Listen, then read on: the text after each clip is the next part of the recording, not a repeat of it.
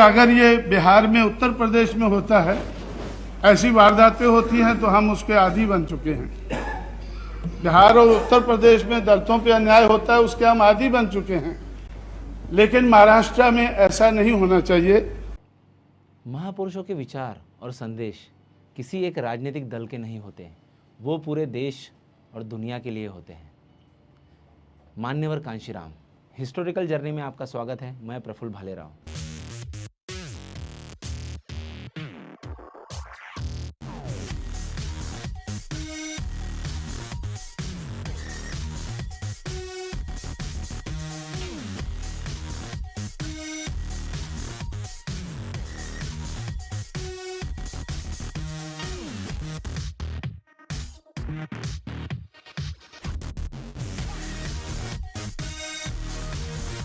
सिर्फ एक नाम ही नहीं, एक आधुनिक वैज्ञानिक, समानता, स्वतंत्रता, न्याय के लिए धधकती मशाल है मान्यवर कांशीराम। 15 मार्च 1934 को पंजाब के रोपड़ जिले के खवासपुर के पास परतीपुर बुंगा गांव में कांशीराम जी का जन्म हुआ। एक मेहनतकश देशभक्त रामदासिया सिख परिवार में। उनकी जिंदगी साधारण नहीं थी, वह क्रांति की सच्ची कहानी थी। मान्यवर कांशीराम जी ने अपने जीवन काल में देश की राजनीति बदल दी। विज्ञान की लैब से राजनीति की सड़कों तक एक वैज्ञानिक कैसे दार्शनिक योद्धा बना, हम देखेंगे। उनकी डीआरडीओ यात्रा से राष्ट्र निर्माण तक, राजनीतिक गठबंधनों से गोपनीय रहस्यों तक, भारतीय मीडिया क्रांति से आज के बहुजन रिपब्लिकन आंदोलन के विखंडन तक, हर पार्टी मीडिया के कारण आगे बढ़ी है। कल्पना कीजिए 1934 का पंजाब, खवासपुर गांव में रामदासिया सिख परिवार में एक बच्चा कांशीराम। जाति की मानसिकता का बोझ, लेकिन आंखों में देशवासियों और देश के लिए कुछ कर गुजरने का चिंगारी और जज्बा। स्कूल में भेदभाव झेला, फिर भी रोपड़, आज का रूपनगर पंजाब के गवर्नमेंट कॉलेज से बैचलर ऑफ साइंस पास किया। उन्होंने 1957 में सर्वे ऑफ इंडिया की प्रतियोगिता परीक्षा पास की। उन्होंने महाराष्ट्र पुणे में रक्षा अनुसंधान एवं विकास संगठन डीआरडीओ के high energy materials research explosive research laboratory में अनुसंधान सहायता के रूप में काम किया। एक्सप्लोजिव रिसर्च एंड डेवलपमेंट ईआरडीएल, आज का HEMRL, डीआरडीओ का हृदय। यहाँ कांशीराम जी एक सफल वैज्ञानिक बने। हाई एनर्जी मटेरियल्स पर भारत को विश्वशक्ति बनाने पर अतुलनीय योगदान दिया। आइए देखते हैं डीआरडीओ में कांशीराम जी के देश के लिए किए गए काम। सॉलिड रॉकेट प्रोपेलेट्स की formulation, burn rate specific impulse optimization, high explosive में detonation, velocity shock to detonation, transition, brisance testing, sensitivity drop hammer friction ESD और स्टेबिलिटी स्टडीज DSC TGA, ये सब इंडियन आर्मी को युद्धों के समय लगने वाला गोला बारूद और तकनीकी है। वे बम गोला बारूद जो भारत की सीमाओं पर देश की रक्षा युद्ध की स्थिति में करते हैं, एक अनकही सच्चाई। कांशीराम जी ने आयात निर्भर दौर में स्वदेशी एक्सप्लोजिव तकनीक से अभूतपूर्व योगदान दिया। जूल्स प्रति ग्राम नापना, सच्चे आत्मनिर्भर भारत का बीज बोना। लेकिन लैब में जब देश विरोधी जातिगत भेदभाव होने पर वही चिंगारी बनी क्रांति की आग। जातिवाद का ये जो कैंसर देश को अंदर से खोखला कर रहा है, जातिवाद की इस महामारी देश में कैसे आई, किसने बनाई, ऐसे अनगिनत सवालों से कांशीराम घिर गए। कैसे राजनीति में आकर इसे खत्म किया जाए, ये सवाल के जवाब ढूंढने में वो लग गए। 1960 के दशक में नौकरी छोड़ी। बतौर वैज्ञानिक लैब में वो सीखे सिस्टम एनालाइज करो, फिर डिस्परेट करो। बाम से बनी उनकी पहली lab backward and minorities communities employ federation. यहाँ फार्मूले के रूप में उन्होंने लिखी चमचा एज, एक दार्शनिक बम। चमचे बनना बंद करो, बहुसंख्यक लोगों के हित के लिए बहुजन बनो। कांशीराम जी पश्चिमी दर्शन से अप्रत्यक्ष रूप से प्रेरित थे।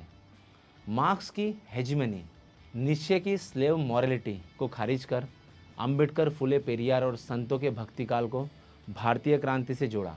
साइक्रोटिस क्वेश्चनिंग जो पूरी दुनिया में पढ़ी जाती है, से जाति की मिथ्या चेतना को उजागर किया। आधुनिक भारत में संत परंपरा के खोजी बने और संतों का सच्चा इतिहास दुनिया के आगे रखा। भक्ति काल के आंदोलन के 100 से अधिक संतों के इतिहास को आगे रखकर राजनीतिक शक्ति में तब्दील कर डाला। कबीर, रविदास, तुकाराम, नामदेव, चोखा मेला, धन्ना, सेना, गुरु घासीदास, लालदेव, दादू दयाल, इनके दर्शन को सामाजिक राजनीतिक आधार बनाया। कबीर की जाति पाति पूछे ना कोई को हथियार बनाया। बौद्ध रिसर्च सेंटर बनाया जहां संत विचारधारा को रैशनलिज्म से जोड़ा।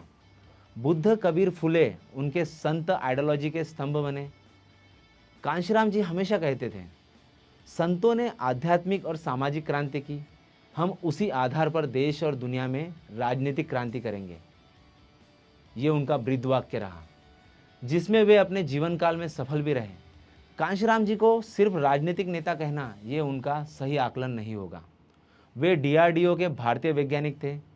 देश सेवा और राष्ट्र रक्षा में योगदान और दूरदृष्टि से लबरेज दार्शनिक थे। कांशीराम जी ने देश भर यात्राएं की। पंजाब से हरियाणा, यूपी से बिहार, गंगा के मैदानों से निकलकर लगभग पूरे भारत में साइकिल मार्च पर संगठन खड़ा किया। 1998 में कुआलालंपुर, मलेशिया फर्स्ट इंटरनेशनल दलित कॉन्फ्रेंस में गए, वैश्विक बहुजन संघर्ष की बात की। कांशीराम जी के जीवन काल में कोई उनके जैसा और नहीं, एक वैज्ञानिक के साथ साथ डेटोनेशन फिजिक्स समझता हो, एक ऐसा दार्शनिक जो जाति को सिस्टमैटिकली इंस्टेबिलिटी मानता हो, एक ऐसे चिंतक जो अलजेब्रा गणितीय सूत्रों को बहुजन नायक बनकर फॉर्मेशन करता हो, क्रांतिकारी जो BSP political wing, BAMCEF DS4 social wing से बहुसंख्यक देशवासियों को सत्ता की ओर ले जाने का सूत्र प्रतिपादित करता हो, मूल्य, शिक्षा, समानता, आत्मसम्मान और सत्ता का लोकतांत्रिकरण, जन कल्याण और लोक कल्याण के लिए कांशीराम जी की जीवन भर कटिबद्ध रहे। एक राजनीतिक मास्टर, कांशीराम जी देश की लगभग शीर्ष सभी राजनीतिक पार्टियों से जुड़े और राजनीतिक गठबंधन भी किए, लेकिन आज के जैसे नेताओं की जैसे लाचारी नहीं, गुलामी की मानसिकता नहीं रखी, संस्कृति और विचारधारा से समझौता नहीं किया। कांशीराम जी राजनीतिक को एक मिशन समझते थे, सांस्कृतिक युद्ध समझते थे। कांग्रेस को चमचा फैक्ट्री और भाजपा को वैदिक ब्राह्मणवादी कहते थे। बहुसंख्यक बहुजन समाज को हजारों साल पुरानी भारतीय श्रवण परंपरा के सच्चे वाहक समझते थे।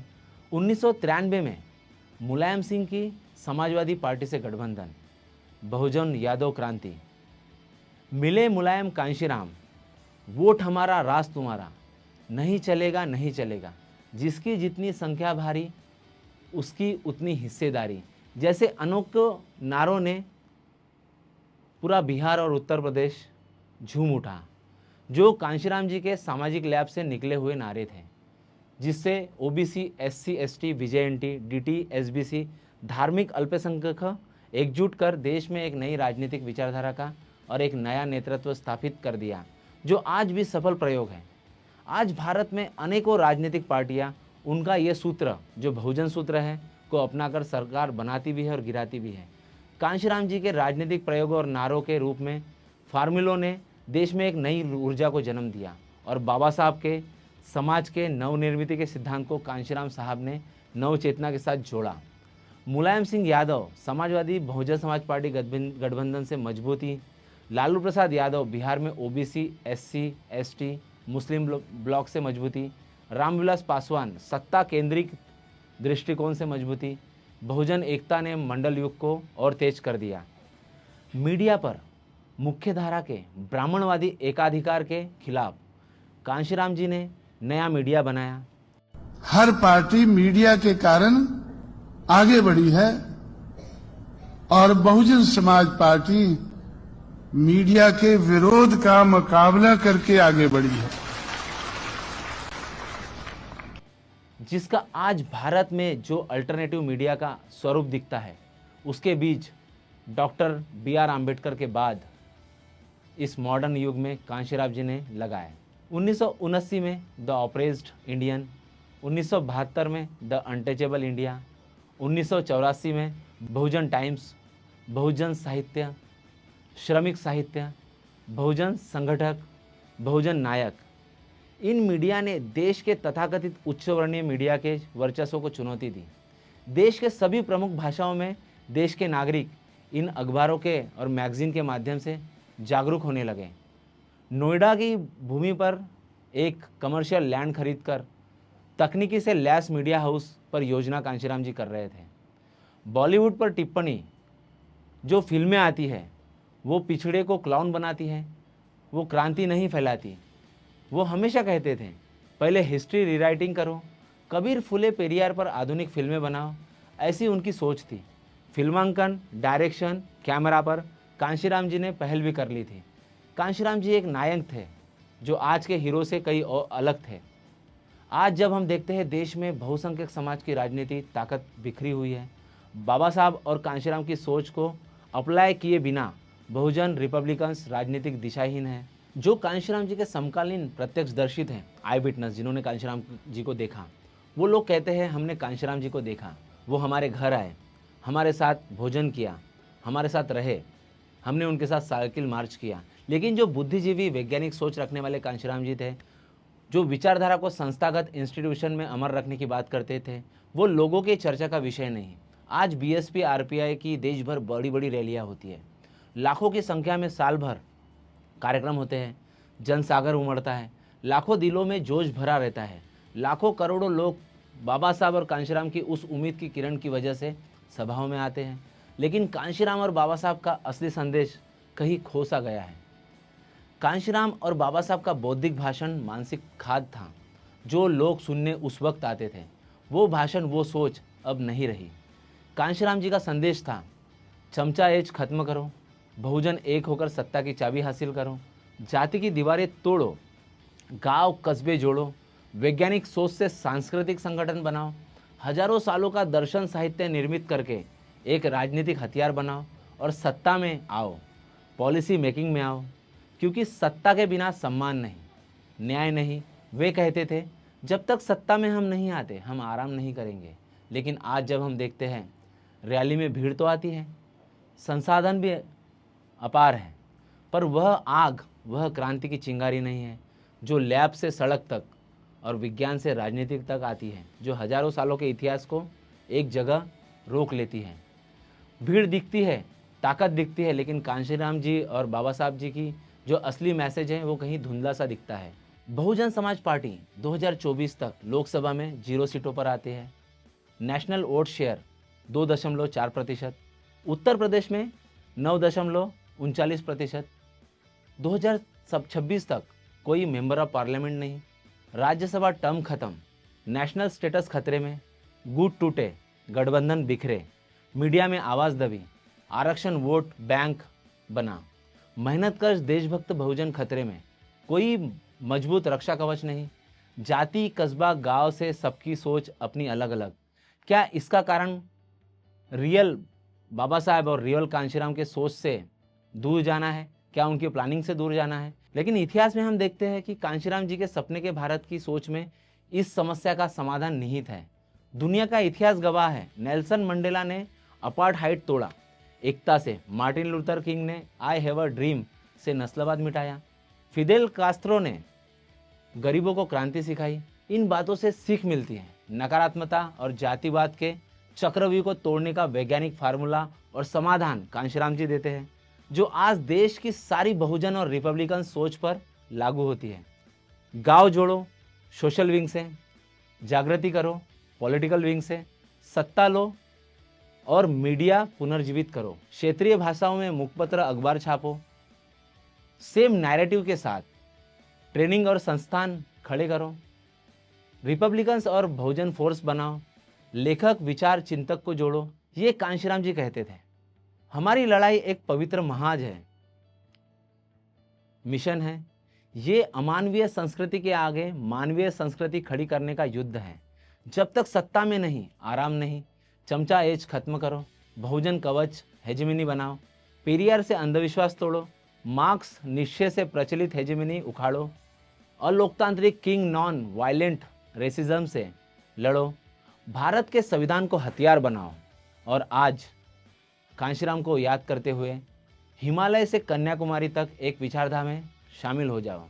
उनका सूत्र याद करते हुए कल्याणकारी सोच, मानवीय सोच, संस्थानों की मजबूती, विज्ञान से सोचो, संतों के दर्शन से प्रेरणा लेकर एकता से जीतो, यही है बहुजन नायक कांशीराम जी का जीत का सूत्र।